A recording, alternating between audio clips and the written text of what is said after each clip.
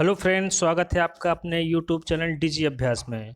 दोस्तों, आज हम बात करेंगे सामान्य अध्ययन के 30 बहुत ही अच्छे प्रश्नों पे हम लोग चर्चा करेंगे आज। ठीक है, आइए देखते हैं आज का पहला सवाल। भारत के निम्नलिखित बंदरगाहों में कौन सा एक ओडिशा तट पर स्थित है? हल्दिया, मुंबई, पारादीप, विशाखापत्तनम। तो फ्रेंड्स, आपको मैं बताना चाहूँगा कि भारत में कुल बड़े बंदरगाहों की संख्या है 13 और छोटे बंदरगाह भारत में 200 से अधिक है। तो इन 13 बड़े बंदरगाहों की बात करेंगे तो ये आपके पूर्वी तट की बात करेंगे तो यहाँ पे कुल 6 बड़े बंदरगाह हैं।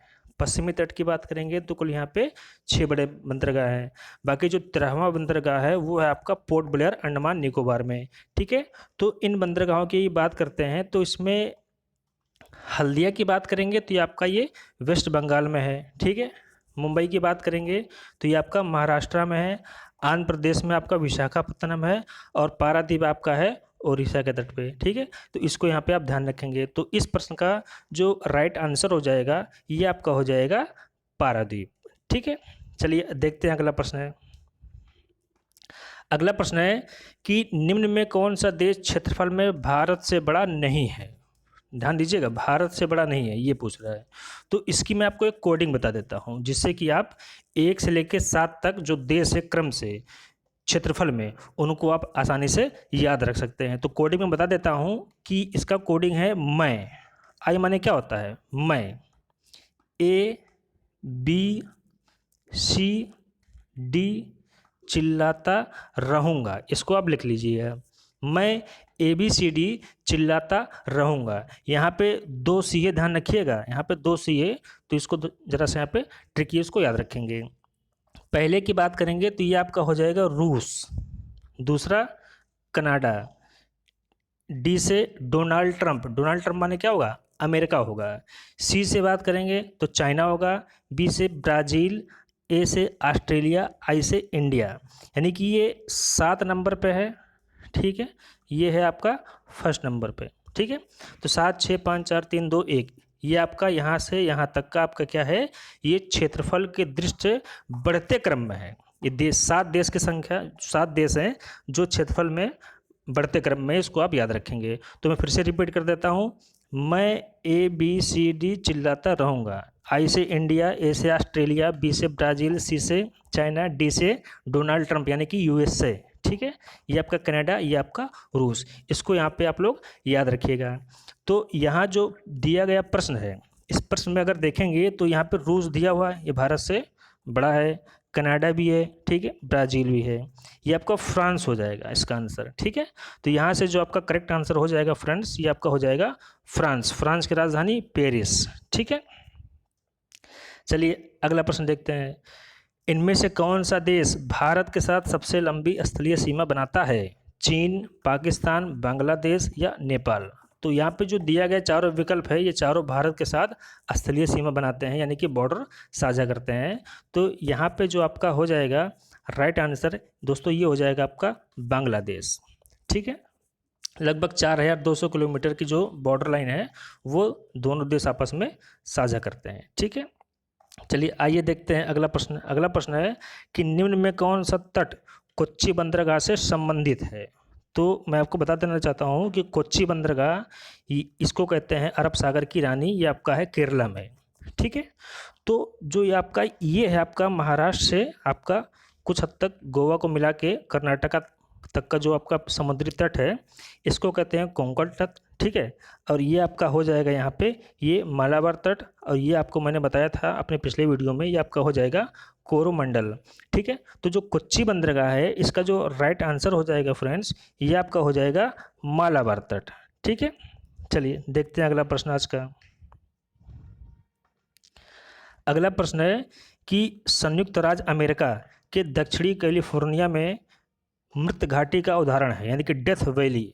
तो यहाँ पे आपको बता दूं कि जो अमेरिका का ये डेथ वैली है, ये अपने उष्णता के लिए प्रसिद्ध है, अपने गर्मी के लिए प्रसिद्ध है, और यह एक भ्रंश घाटी का बहुत ही उत्तम उदाहरण है। तो भ्रंश घाटी को ही इंग्लिश में कहा जाता है रिफ्ट वैली। ठीक है, तो यहाँ से आपका करेक्ट आंसर आ जाएगा डी। आइए देखते हैं अगला प्रश्न। निम्न नदियों में कौन सा अपने मार्ग में परिवर्तन करने के लिए कुख्यात है? विख्यात की अपोजिट होती है कुख्यात। ठीक है, तो कुख्यात की बात करेंगे तो यहाँ पे दिया हुआ है गंगा, कोसी, दामोदर और गोमती। तो दोस्तों यहाँ पे बता दूँ कि ये जो अपना मार्ग परिवर्तन करने के लिए प्रसिद्ध है, ये प्रसिद्ध है आपका कोसी, और इसी कोसी नदी को बिहार का शोक भी कहा जाता है। और यह कोसी नदी किस नदी की सहायक नदी है? तो गंगा नदी की सहायक नदी है, इसको आप लोग ध्यान में रखेंगे। कोंकण रेलवे जोड़ता है किसको? मुंबई से मनमाड को, रोहा से मैंगलोर को, मैंगलोर से कोच्चि को, या मुंबई से पुणे को। तो यहाँ पे कोंकण रेलवे की बात बता दें तो यह भारतीय इंजीनियरिंग का अद्भुत नमूना है। इस रेलवे ट्रैक की बात करेंगे, अगर यहाँ से आप रोहा से मैंगलोर जाएंगे कोंकण रेलवे के जरिए, तो आप देखेंगे कई सारे प्राकृतिक दृश्य आपको देखने को मिलेंगे, कई सारे सुरंगों से होकर और ब्रिज से होकर यह रेलवे ट्रैक गुजरता है। तो बहुत ही अच्छा प्रश्न हो सकता है आपके लिए। इसका आंसर हो जाएगा बी, रोहा से मैंगलोर को। ठीक है, आइए देखते हैं अगला प्रश्न है। चारनोबिल परमाणु आपदा घटित हुई थी फ्रांस में, जापान में, यूक्रेन में या अमेरिका में? तो फ्रेंड्स आपको मैं इसके बारे में बता दूं कि चारनोबिल परमाणु आपदा जो है ये आपका घटा था 26 अप्रैल, इम्पॉर्टेंट प्रश्न है, 1986 को। ठीक है, और ये क्या हुआ था कि परमाणु नाभिकीय रिएक्टर था या परमाणु ऊर्जा केंद्र था, तो वहाँ पे परमाणु आपदा ये घटना घट गई थी चारनोबिल नामक स्थान पे। और ये किस देश में है? यूक्रेन में। आपको बता दूं विश्व में जितनी भी दुर्घटनाएं हुई हैं उनमें सबसे महंगा दुर्घटना है, इसमें सबसे ज़्यादा धन संपदा का नुकसान हुआ था। और ये घटना कहाँ घटित थी, कहाँ घटित हुई थी? यूक्रेन में। यूक्रेन की राजधानी दोस्तों होता है कीव, इसको भी यहाँ से आप इसको याद रखिएगा। ठीक है, आइए देखते हैं अगला प्रश्न। अगला प्रश्न है, निम्न में कौन सा खनिज केरल में बहुतायत में मिलता है? टिन, मैग्नीज, अभ्रक या मोनोजाइट? तो इसका करेक्ट आंसर हो जाएगा मोनोजाइट। काफ़ी इंपॉर्टेंट प्रश्न है, इसको आप लोग याद रखेंगे। निम्न में कौन सा प्रवाल द्वीप है? न्यूमूर, निकोबार, अंडमान या लक्षद्वीप? दोस्तों प्रवाल एक कीट होता है, एक जीव होता है जो समुद्र में जो छिछला जल होता है वहाँ पर चट्टान के आकार का वो एक स्ट्रक्चर बन जाता है, जिसको समुद्री चबूतरा भी कहा जाता है। इस समुद्री चबूतरे को ही हम लोग प्रवाल कह सकते हैं। तो इन्हीं समुद्री चबूतरे से निर्मित द्वीप को प्रवाल द्वीप भी कहा जाता है। तो आपका जो लक्षद्वीप है इसी प्रकार से बना हुआ है, तो इसको याद रखेंगे। और इस प्रवालों की बात करेंगे तो ग्लोबल वार्मिंग से इनको नुकसान भी पहुंच रहा है, ये भी जरा सा ध्यान में रखेंगे आप। ठीक है, आइए देखते हैं अगला प्रश्न है। निम्न में से किस तट से भारत का औसत समुद्र तल नापा जाता है? मुंबई तट से, चेन्नई तट से, कोचीन या आपका विशाखापत्तनम? तो यहाँ पर जो राइट आंसर हो जाएगा फ्रेंड्स, इसको आप बी पे टिक कर दीजिए, ये आपका करेक्ट आंसर हो जाएगा। ठीक है, आइए देखते हैं अगला प्रश्न। इनमें से कौन दक्षिण भारत की सबसे ऊंची पर्वत चोटी है?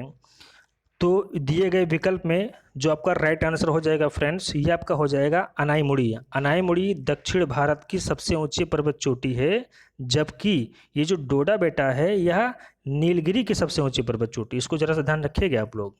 ठीक है, तो दक्षिण भारत की सबसे ऊंची पर्वत चोटी अनाईमुड़ी। ठीक है, आइए देखते हैं अगला प्रश्न। अगला प्रश्न है, निम्न में कौन सी नदी भ्रंश घाटी से होकर प्रभावित होती है?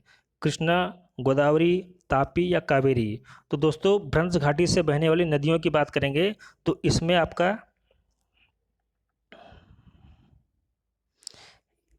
आपका नर्मदा हो जाएगा, तापी हो जाएगा और दामोदर हो जाए।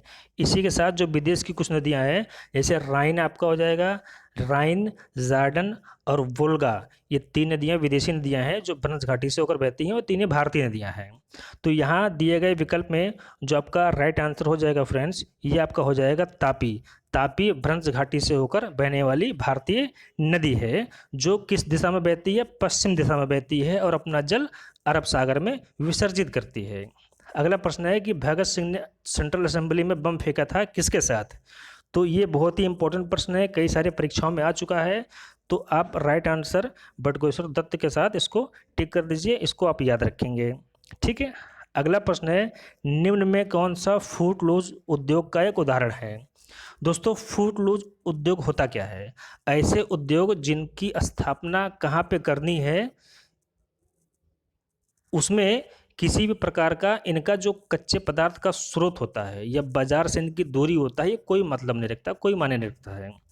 जैसे कि इनको आप कहीं भी अगर स्थापित करना चाह रहे हो तो उसको स्थापित कर सकते हो। ऐसा कोई ज़रूरी नहीं है कि रॉ मटेरियल्स का जो स्रोत है उसके निकट हो या बाज़ार के निकट हो, इसका मतलब ये है। इन उद्योगों की बात करेंगे तो यहाँ पर जैसे मैं चीनी उद्योग की बात करूँगा, ठीक है।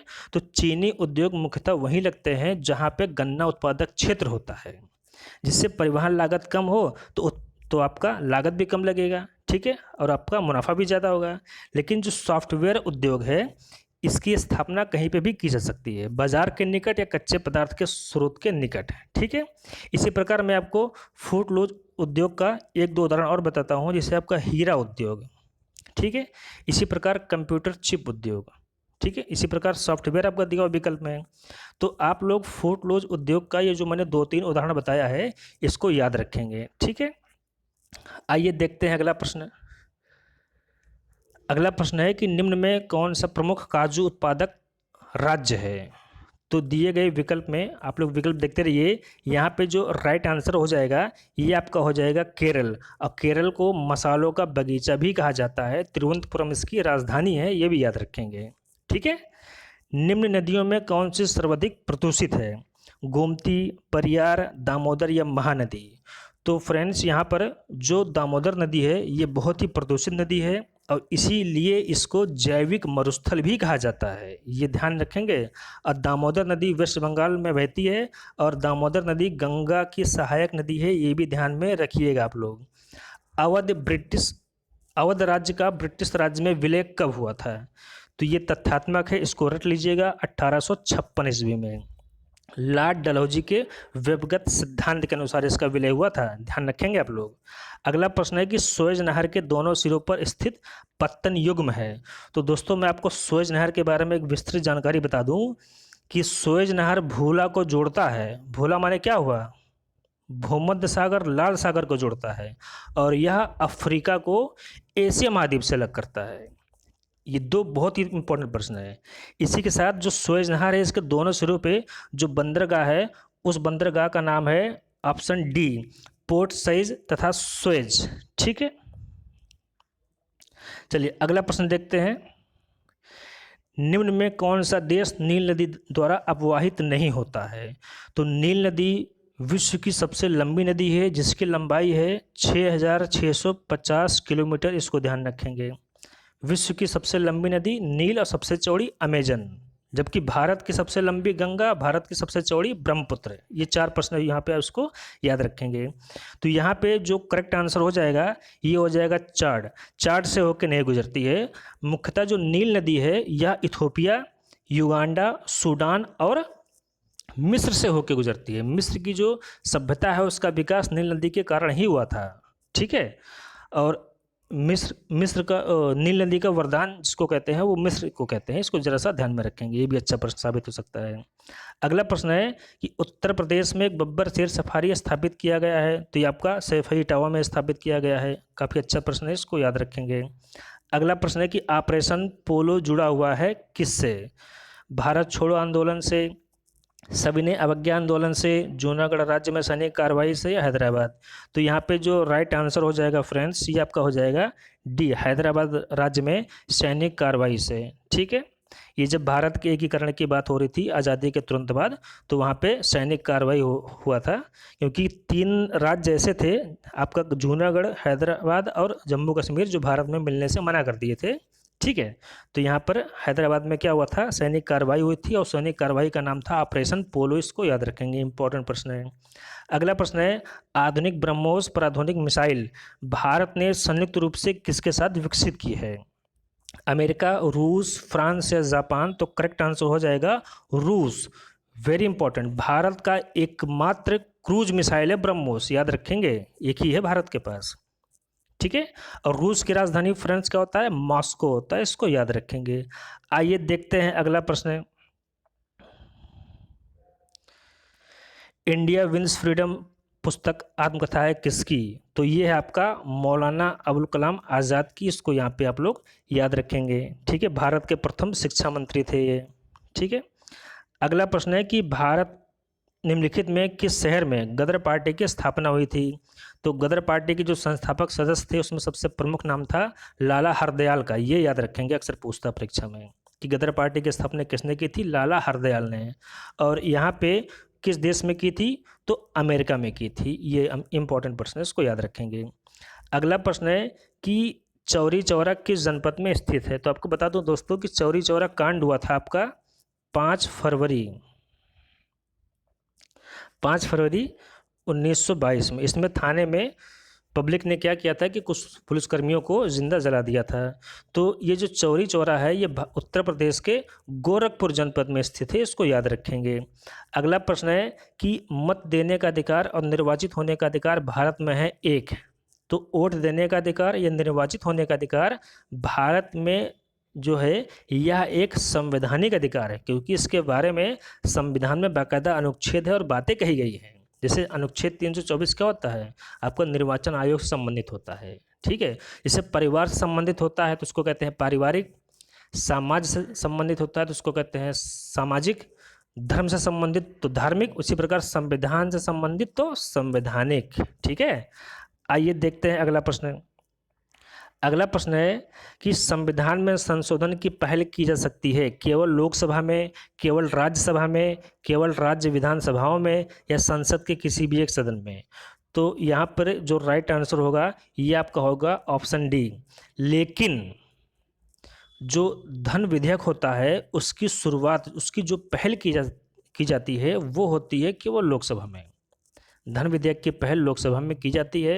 हालांकि उसको राज्यसभा में भी भेजा जाता है, लेकिन राज्यसभा उसको अधिकतम मात्र 14 दिन तक रोक सकती है। उसमें कोई संशोधन अगर करती है तो उस संशोधन को, यानी कि राज्यसभा के द्वारा धन विधेयक में किया गया संशोधन लोकसभा मान भी सकती है, नहीं भी मान सकती, किसी प्रकार की कोई बाध्यता नहीं है। तो ये धन विधेयक के बारे में भी मैंने थोड़ी बहुत आपको जानकारी दे दी गई है। हालांकि जो एक आम संविधान संशोधन होता है उसकी पहल लोकसभा अथवा राज्यसभा दोनों में से किसी भी एक सदन में की जा सकती है। अगला प्रश्न है कि निम्न में कौन एक उग्रवादी था? तो उग्रवादी की बात करेंगे तो गरम दल और नरम दल, कांग्रेस में 2 दल बन गए थे, गरम दल और नरम दल। तो इसी उग्रवादी को ही कहा जाता था गरम दल। इसमें आपके इस मुख्यतः 3 लोग थे, बाल, पाल और लाल। लाल की बात करेंगे लाला लाजपत राय, पाल की बात करेंगे बिपिन चंद्र पाल, और बाल की बात करेंगे तो बाल गंगाधर तिलक। तो यहाँ पर जो आपका एक उग्रवादी था यानी कि गरम दल का था वो आपका कौन हो जाएगा? बिपिन चंद्र पाल। आज का अंतिम सवाल, कॉमनवेल्थ पत्र किससे जुड़ा हुआ है? तो यहाँ पे बता दूं कि इसका राइट आंसर हो जाएगा एनी बेसेंट। एनी बेसेंट के बारे में एक बहुत ही इंपॉर्टेंट प्रश्न है कि कांग्रेस की जो प्रथम महिला अध्यक्ष थी वो थी एनी बेसेंट 1917 के कलकत्ता अधिवेशन में। तो फ्रेंड्स, आज का वीडियो आपको कैसा लगा? यदि आप चैनल पर नए हैं तो चैनल को सब्सक्राइब कर लीजिए, वीडियो को शेयर कीजिए। Thank you very much.